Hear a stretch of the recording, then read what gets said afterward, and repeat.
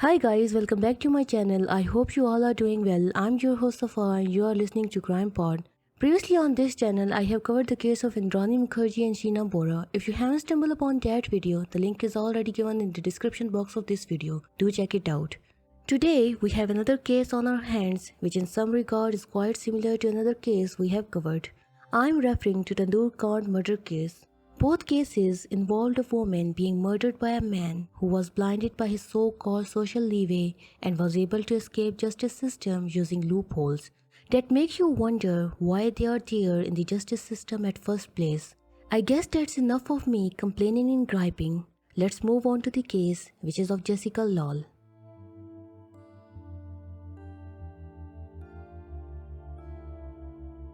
One of the four children born to May and Ajit Lal, Jessica was described as caring and endearing individual who had an outgoing personality which made her life of any group she became part of. Her younger sister Sabrina Lal, who called her Shona, said that Jessica was like a mother to her. She used to feed her, tell her stories and sing songs to her. I told everybody I have three mothers, Ma, Mosi and Shona, said Sabrina. After her intermediates, Jessica got a diploma in advertising and was looking forward to become a model. To support herself, she started working as a bartender at Tamarind Court, a bar overlooking Qutub Minar in Mehrauli, Delhi.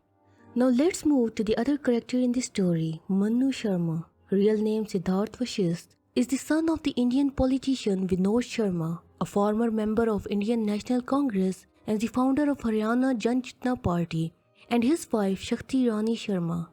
Manu has two siblings and has been suffering from asthma since his childhood. According to some reports, this is one of the reasons Manu was pampered and was favored over others.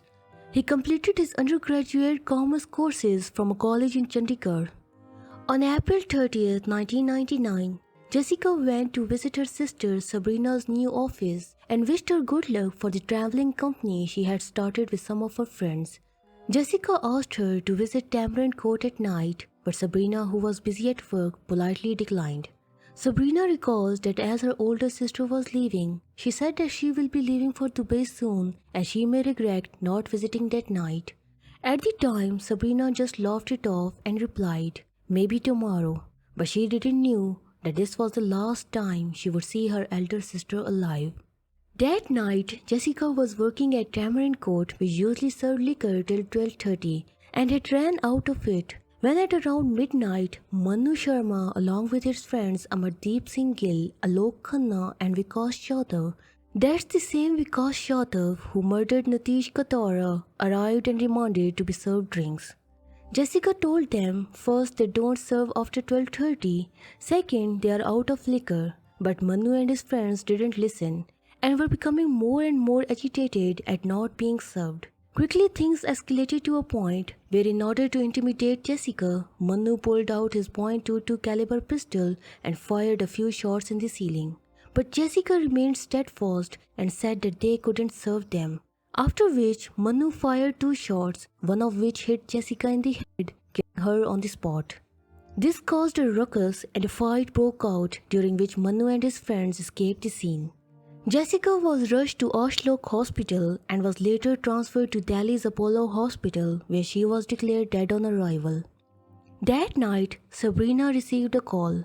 The person on the other side informs her that her sister is no more. Giving an interview to Humans of Bombay, Sabrina recounted, "I got a call on my office landline saying, 'Come to the hospital immediately. Shona's hurt.' Still, I didn't take it seriously. Did she twist her ankle or something?" I asked. Then the voice on the other end uttered the words that changed my life forever. "Your sister, Jessica Lal, has been shot."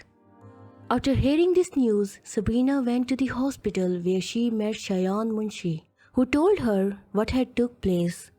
Police were now looking for Manu Sharma and his friends, but they were on a run.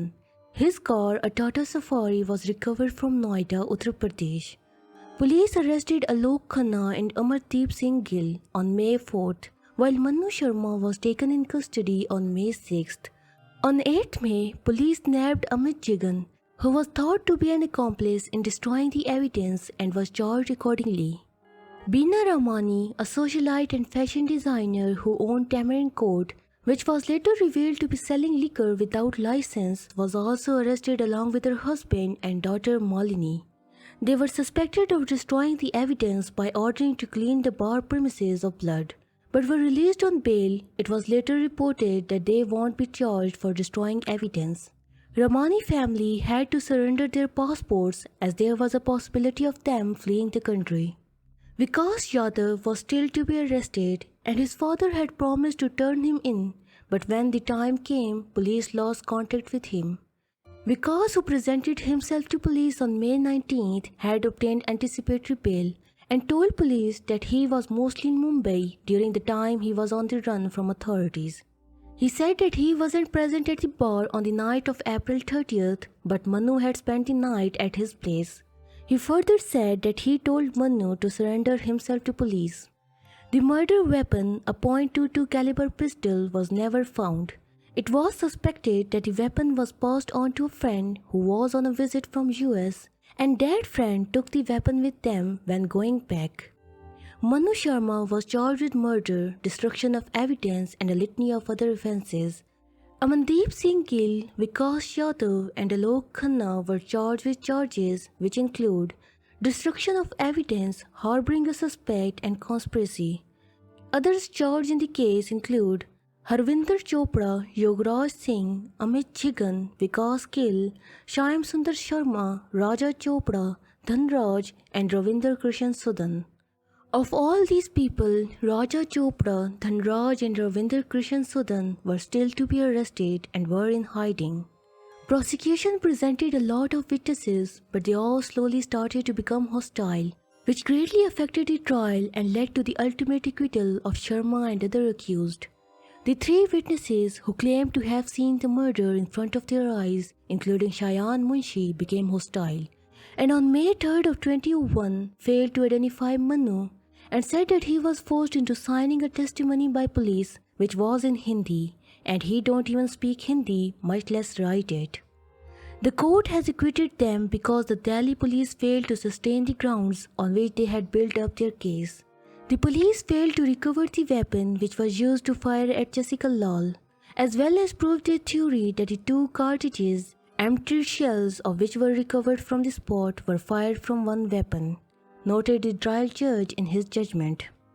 Manu Sharma, my sister's murderer, was allowed to walk away, said Sabrina, who at the time of Manu Sharma's acquittal had lost her mother, was being hounded by media, and on top of that, in just 2 months she lost her father as well. He didn't just kill my sister but wiped out my entire family, said Sabrina. After Manu Sharma's acquittal, public and media went into a frenzy. The newspapers following his acquittal had "No one killed Jessica" as their headline. There was a clamor for a retrial, people were protesting, and candle marches were held to show support for Jessica's family. In the end, public pressure was too much and Manu Sharma and all the accused were tried again.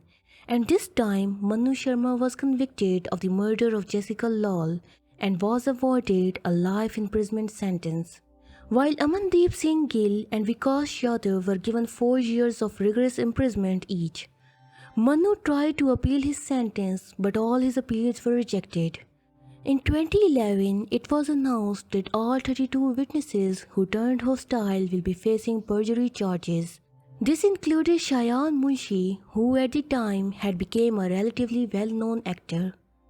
In 2020, Manu Sharma was allowed to leave prison early owing to his good conduct.